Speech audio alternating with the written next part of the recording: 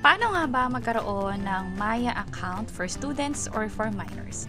By the way, kung first time mo sa channel na to and gusto mo pa ng mga online tutorial videos katulad nito, please click the subscribe button. Ito yung Maya account or yung Maya wallet kung saan hindi pa to upgraded. At this time, ang gagawin natin is mag-enroll tayo ng Maya account, pero ang gagamitin natin ay yung student ID. Unang-una, para makapag-start sa Maya, mag-download muna kayo sa Play Store or App Store at hanapin ang Maya katulad nito. Kapag na-download na siya or na-install na siya completely, i-tap nyo lang yung open. And then, notifications, nasa sa inyo kung gusto nyo i-allow or don't allow. Kapag kasi in-allow nyo yung notification, maya't maya may mag-notify or parang may mag-appear na updates sa phone niyo sa taas o yung tinatawag na notifications. So, kung ayaw nyo ng ganon, pwede nyo i-tap itong don't allow. And then, agree and continue lang dito. Kompletuhin lahat ng information dito, katulad nito, at i-tap ang continue. This time, ang gagawin natin ay magre-register tayo ng wallet and then pwede na tayong mag-open ng savings account kapag in-upgrade natin yung account natin.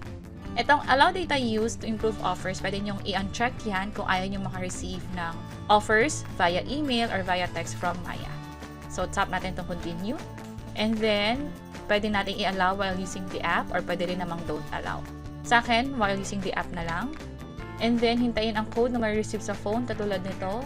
Kapag okay na, tap yung verify. This time, pwede nang mag-upgrade.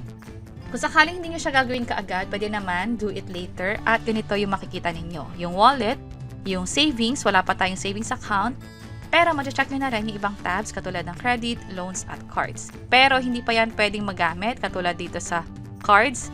Activate now, hindi pa pwede dahil hindi pa upgraded yung account, which is gagawin na natin ngayon. Para makapag-upgrade, pwede nang i-tap itong upgrade now or dito sa profile, tap natin yung icon sa bandang taas, pwedeng upgrade now for free. Ito yung ipiprepare natin, yung valid ID, also mag-selfie na rin later, at yung mga information, i-enter na rin natin. Para sa IDs, ito yung tinatanggap nila. Again, ang gagawin natin ay for students or minors, so school ID pwede na. Tap natin itong verify now para makapag-proceed, show more IDs, and then school ID ang pipiliin natin. Use this photo tayo. Yung sa likod naman ng ID. Use this photo din. And then get ready for selfie. So, i-tap natin itong continue para makapag-selfie. Kung mapapansin nyo sa selfie kanina, may guide naman kung kailangan mag-blink, kung kailangan lumapit doon sa camera. This time, step 3 na tayo, nature of work. Dahil student to, hanapin natin yung sa student. Ito siya, students. Source of income, allowance, remittance, inheritance, at iba pa, allowance. At kumpletuhin yung full name, maging yung nationality, date of birth, place of birth, at current address na rin.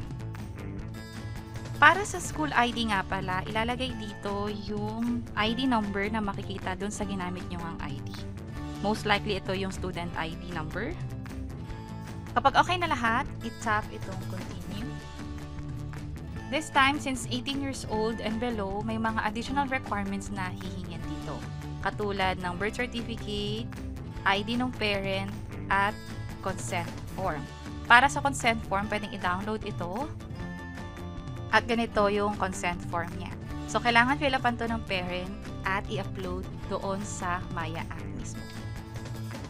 At dito nga pala sa mga additional documents, walang option ng upload. Pipicturean lang talaga. So, i-ready nyo na lang, maybe sa computer ninyo, sa another phone ninyo, para mapicturean yung mga documents. Again, birth certificate dapat from BSA, yung ID ng parent, and yung parental consent. Kapag okay na lahat, na-picturean na, i-tap lang itong next na button. Next, ay i-review yung information mo. Ibig sabihin, i-double check mo muna bago mag-proceed. Kung may kailangan i-update, i-tap lang tong edit. Pero pag okay na, mag-scroll down lang sa pinakababa at i-tap itong submit na button. Hintayin lang and then shortly, may-receive mo na itong karagdagang tanong. US person ka ba? Or resident, may green card ka ba na inisyu ng US? Kung wala, i-tap itong no, I'm not a US person. And yun na.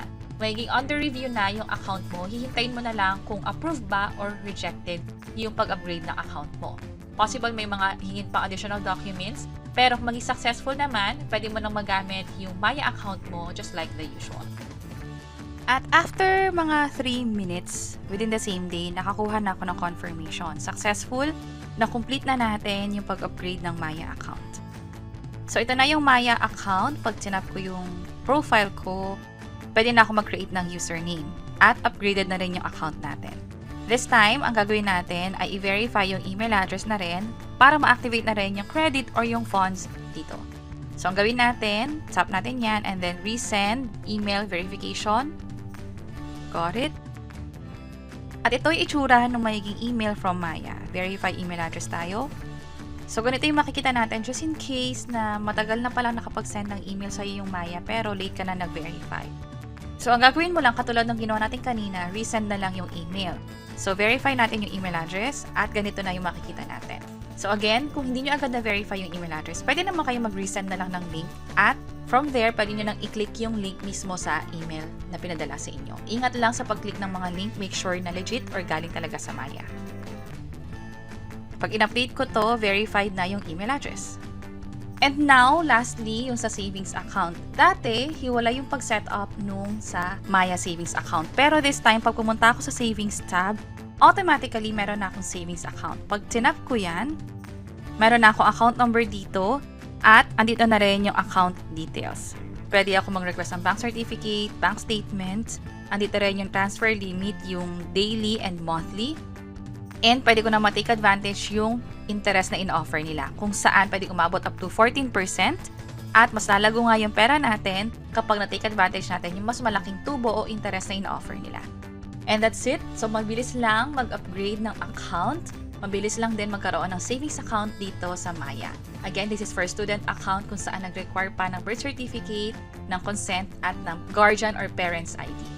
Sana nakatulong tong video na to. Kung oo, pakiclick ang like button at para sa iba't ibang mga tutorial videos, pwede nyo i-check ito nasa baba. Sana makatulong. See you sa next videos!